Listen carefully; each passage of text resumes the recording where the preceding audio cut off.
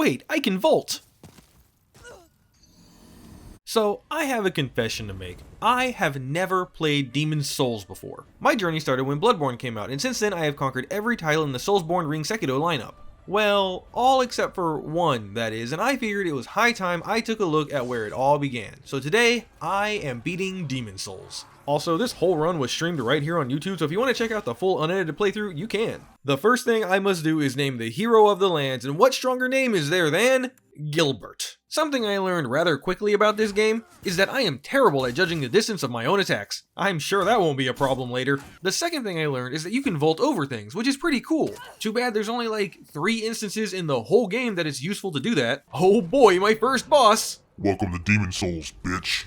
So, my first encounter with a demon ended with me being sat on, not exactly a death I'm opposed to, but it's not a great start to the game. Either way, I wake up in the Nexus. After, testing if gravity works the way it should, I make my way to the gates of Boletaria, this game's first world in a place I can only describe as, oh god, why are there no shortcuts? Okay, to be fair, this level does have shortcuts, but I didn't realize how spoiled I was with the later FromSoft titles providing some of the best level design around. I'll try not to compare this to any of those, as it is technically the first, so it's not fair, but it's definitely going to be hard not to. Regardless, I press forward up the definitely not OSHA-compliant walkways where I meet my first real death at the hands of essentially a torch hollow. Or was it a firebomb that did me in? To be honest, I couldn't tell, but either way, it was here I knew I was in for a hell of a ride. I just can't get over how pretty this game is. The art team really went all out making such beautifully designed levels and characters. The boss fights are pretty intense too, and to think, all of this can be taken on the go. That's right, I'm talking about Raid Shadow Legends. Lots of exciting things are happening in Raid. Right now, they are embracing the chilly weather outside and have some awesome Icy Heroes Raid to help you level up your game. Personally, I like Whirlim Frostking of the Knights Revenant. He's great for early and mid game in the arena because he can decrease the enemy's crit damage and accuracy. Imagine missing a critical shot.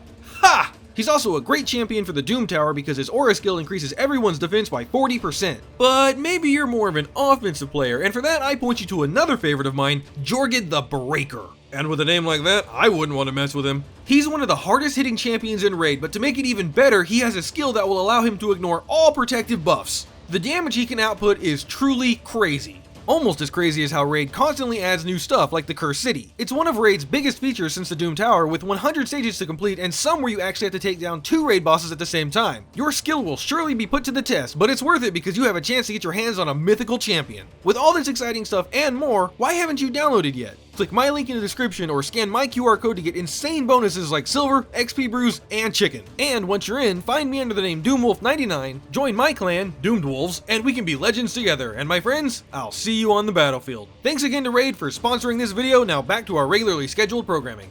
Why do you look like Patches, except decrepit? Slowly making my way through the rest of the level, I may or may not have skipped a rather important ring unintentionally. It's fine though, who needs life, am I right? The first boss up is the Phalanx, and I'll be honest, I was nervous for this fight. Not because the boss is hard, because it absolutely isn't, but because I knew if I died here, I would never be able to live it down. I am told fire is very effective against this boss. Unfortunately, I wasn't able to apply pine resin to my club. As it turns out, you can't set fire to wooden weapons. That's... what? I feel like wooden weapons are the only weapon types you should be able to set fire to. Whatever, I get it. It would have been funny though if they did let you set it on fire, but it rapidly reduced the durability of it, or it just broke when it was finished. Fortunately, I had a few bombs of the fire variety, and those did inflict heavy damage. All was going great with the fight, until this happened. I then decided I would just go all in on the boss, and thankfully it paid off. 1 down, like 16 to go. I understand why people like this game so much. So this is the Maiden in Black, the obligatory Souls level up lady. To be honest, I'm not a huge fan of the whole return to the hub world to level up idea, but at least the loading screens in this game are really fast. I'm looking at these charred bodies and listening to the dragon screaming in the distance. I wonder if this is some kind of environmental storytelling or something. Before long, I was already at the second boss. Now, despite having never played this game before, I was able to avoid pretty much any spoilers all this time if you can believe it, but even I was not able to escape knowing about the fearsome might that is the Tower Knight and his merry band of asshole archers. After taking care of them, I try to plunging attack the knight. There's no plunging attack in this game, that's fine. After chipping away at his ankles, the Tower Knight comes crumbling down. Unfortunately, I didn't think his falling animation would have a hitbox. Why didn't I think that the actual building-sized enemy who literally throws his weight around to do damage wouldn't have a hitbox coming down? I don't know. But after 2 cycles, he goes down on the first try. Continuing on, I am stopped by plot-related issues, so instead I go to the next world. Also, I just want to point out, I bought a handful of Hearthstone charts from the nearby merchant to level up my weapon, but this Crystal Lizard that's literally a stone's throw away from him dropped 8 of them. We need to rename this level to the Salt Mine. Oh my god, stop, he's already dead! The criticals in this game are absolutely brutal, so much so I worry YouTube is gonna look at me cross for showing them, but honestly, I love them. This man be looking like me after I eat too much McDonald's. Hashtag not sponsored. Hashtag please sponsor me, McDonald's, I love you. We all complained about Dark Souls 2's lingering hitboxes. Well, check this out. Thanks, I hate it. After slowly clearing my way through the area again, I make sure not to step on any fire patches and proceed to the next boss, Arachnophobia. The armor spider looks really intimidating, but is a total pushover. That being said, I did get smacked around a few times in this fight, never enough to kill me, but it was close. And after like 7 cycles, Not Quelaag goes down on the first try. Man, bosses in this game sure are easy. I dive deeper and deeper into the tunnels until I emerged at the Lake of Lava, where I proceed to ignore chat's pleas to smack these worms in the face and instead opted to test how much poise they had. The answer is 0, like most things in this game. So I'm gonna preface the following with the fact that I had been wandering around these tunnels looking for a way forward for like half an hour. I thought maybe the game would do the thing where the lava does minimal damage. Yeah, I was wrong. I was then informed that with some skillful parkour I could reach the boss pretty quickly. The only problem? I'm the opposite of skillful. Surely I learned from my mistakes though, right? Cool, so I hear Prototype Blighttown is nice this time of year. That's a lie, it's awful any time of year. I don't know if this is a hot take or a frozen one, but I think the Valley of Defilement is worse than Blighttown. I don't have any objective reason to think that. Both zones are a poison-filled nightmare with a bunch of narrow pathways and enemies placed in your way just to be a dick over a pit of instant death. However, Blighttown does have a bonfire and a back door that can be used to circumvent it. The valley is like, oh, you wanted some kind of reprieve? Ha, screw you, here's rats carrying super poison. It doesn't help that the healing in this game is limited, so it's not like I can just throw myself at these evolved torch hollows over and over. And of course running by them is impossible too, because this game really hates when you do that. Eventually though, I shamble my way to the bottom where I promptly die to the Leechmonger, and I hate this game. With my supply of grass dangerously low, my options are to either farm it or buy some. The problem is farming takes forever and the prices are way too high compared to the absolutely abysmal amount of souls some enemies give. In fact, overall, the amount of souls gained is much lower than in the other titles. I suppose that's to be expected considering Demon's Souls is a fairly short game, but spoilers, by the end of this run, I'm only level 63. And that was with making sure to full clear everything I found. It just feels disproportionately low. Anyway, I decided to just clear out World 1-1 in hopes to farm the grass and then use the souls to try and upgrade my sword a little. With that, it's time to try the Leechmonger again. Of course he can heal. Why wouldn't he be able to heal? The boss is actually really easy. I just got unlucky in quick scope the first time, but here I am up close and personal and he goes down on the second try. Honestly, more important than winning is the fact that there is now a Bond Lantern fire down here, so I never have to do that run again. After all, it can't get much worse than this, right? At this point, I was a little tired of the Poison Swamp, so I thought I would take a rest and come back to it soon during the next stream. Okay, I was really tired of the Poison Swamp. Unsurprisingly, after my long break, I kinda didn't remember what I was doing. What I did remember was Proto Blighttown and that I just didn't want to do it, so instead I went to the Tower of Lateria. You know, the probably second worst world in the game. Looks like that new Golem game got some much needed texture mods. So I got lost in this place. Like, really lost. Occasionally I would hear the screams for help echoing from below, and honestly, same though. After about half an hour of walking up and down the same corridors, I finally found something that looked like progress. Unfortunately, it also looked like instant death, so I steered clear. Chat tried to convince me that there was an achievement for rolling past this thing. It turns out they weren't lying. Anyway, after about another 20 minutes, I finally figured out the path forward. I swear I am good at video games. Is what I would like to say, but I actually found the path forward and thought, oh, surely there must be a shortcut to this place, then proceeded to die and be lost for another 10 minutes. Luckily, I am mostly thorough and happened to run into this nice fellow. But this is a Souls game, so him being here, near what appeared to be a boss arena, was incredibly suspicious. It didn't help that I could lock onto him, making me think he isn't a normal, helpful NPC. My gamer sense told me that this man would help the boss in some way, but I was dreadfully worried that FromSoft was prepared for that, and if I hurt him, it would actually make the fight harder. In the end, I took the gamble and... oh wow, he is very weak. Yeah, so I really like the art direction of this game. Don't ask me why, but this whole fight gives me World of Warcraft Fel Warlock vibes. Anyway, this boss isn't super difficult. The Fool's Idol just kinda sits there until you get close, and then she casts a shock rune on the ground. The boss's primary attack is just a basic magic projectile. However, after being hit once, she will teleport and split into several clones. There isn't any real danger in this fight. Unless you don't pay attention to where the runes are, then you're rooted in place by one while having multiple enemies drill magic holes through your body. And then of course you panic roll away to hide behind one of the walls that actually isn't keeping you safe. Everyone dies on the first time though, right? Guys, right? Chat kept telling me to be in human form, and I thought maybe it was a hint that this boss's rune spell doesn't work if you're not a spirit. That was wrong. I'm pretty sure they just wanted me to die in human form so it would lower my world tendency, but joke's on them, I took the boss down on the second try. Guys? I don't think this is the way to Anor Londo. So in the second half of Lateria, nothing really happened. I found a wall of flesh, but it just kinda sat there. You might be expecting me to say something about the Red Phantom face sucker fuckers, but I am pro gamer. And by that I mean I waited until they turned around to get a juicy backstab on them. Instead, I'm just gonna move on to the next boss, the Man-Eater, or should I say next bosses. I did know prior to this encounter that there would be 2 of them, so my plan was to do as much damage to the first one before the second one could intervene. The problem is, I didn't know when exactly that would happen. I assumed it was a health threshold and probably on a timer as backup, but I also didn't know where it would come from. Meaning, I didn't know if it would be better to fight the boss at the entrance, the exit, or right in the center. In my case, the second one showed up when the first one was at about 30% health. And by that I mean its health bar showed up. I did see it floating off in the distance and I thought, okay, here we go, time for the duo fight everyone complains about. But then the boss fell off the ledge? It would be hilarious if that killed it, but instead it flew far away, giving me just enough time to finish off the first one without it ever interfering. All I have to do now is not waste my chance. Well, what, did you think I was going to say I died? To a single Man-Eater? Ha! Nah, this boss is easy. And the next boss is almost immediately after this one. The only thing that stands between me and it is a cramped spiral staircase, a few dozen bloody centipedes, and a couple of those Red Phantom Cthulhu wannabes. So this encounter can actually summon a human player to fight against you. But we don't do that here. A couple people said I was missing out on a truly exceptional boss by not doing it the PvP way, so I asked what made the boss special. Did the invading player get to control a special character with a special moveset? Or maybe they have a cool weapon that they get access to? No. It's a normal PvP fight, except the invader gets an automatic soul mass spell cast every few seconds. Yeah, nah, hard pass on that one. Besides, I suck at PvP in these games, the run would end here if I had to do the boss normally. But anyway, Old Monk goes down and I have finally completed a world. Next I thought I would take on a Shrine of Storms and, oh hey look, it's the skeletons everyone says sucks. And now I can definitely see why everyone says that. Hey, wait, I remember you. Oh, it's time I get my revenge.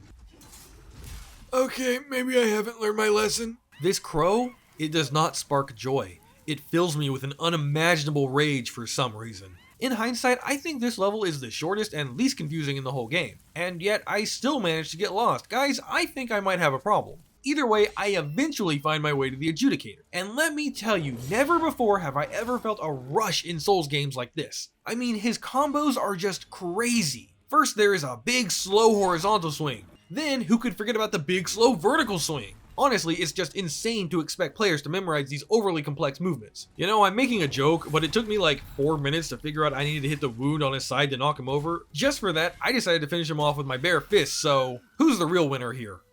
I mean, I guess it would have been me either way, but that's beside the point. Moving right along, I get to the next boss, the physical manifestation of death. So this area has a bunch of respawning ghosty boys who, just want to dance, really, and one Grim Reaper. Also Patches, because of course he's here. For some reason, I thought the Reapers down here were really hard to kill, but that's not the case at all.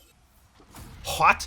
The ghosts have lasers now? How is that fair? Down at the bottom of the pit, I find a cave that is filled with a bunch of sticky white slime. Guess this is where the Dreglings come to think about the Maiden in Black. Old hero. So this boss, in addition to looking like an Iron Maiden album cover, has a gimmick where he's blind. But to be honest, unless you're using the Thieves Ring, it doesn't really feel that way. It does come across in his moveset, as half of his attacks seem to be frantic swings, but being completely honest, he's just a boss. Like, I don't know, he's just kind of there. I almost feel bad for him. I mean, I'm just sitting at one end of the arena while he slams his sword around. I was nervous about this encounter, but that's more so because I had 37,000 souls, and if I died, the run back would absolutely suck. Fortunately, the old hero goes down on the first try. Next up is the Storm King, a giant flying stingray. I'd say this fight was an easy first try, but my greed did get the better of me. I'd say it was an easy second try, but I suck at video games. I know this fight isn't like hard, it's just swing Windsword at boss, but I do think it feels properly impactful to swing Storm Ruler around. Too bad it's completely useless outside of this arena, otherwise I might actually use it as a normal weapon. Having conquered the storm and an old man on a bunch of chairs, I thought it was time to return to the mines. Eventually, I make it back down to the dreaded river of lava, where instead of swimming in it, I make sure to hug the shoreline. Unfortunately,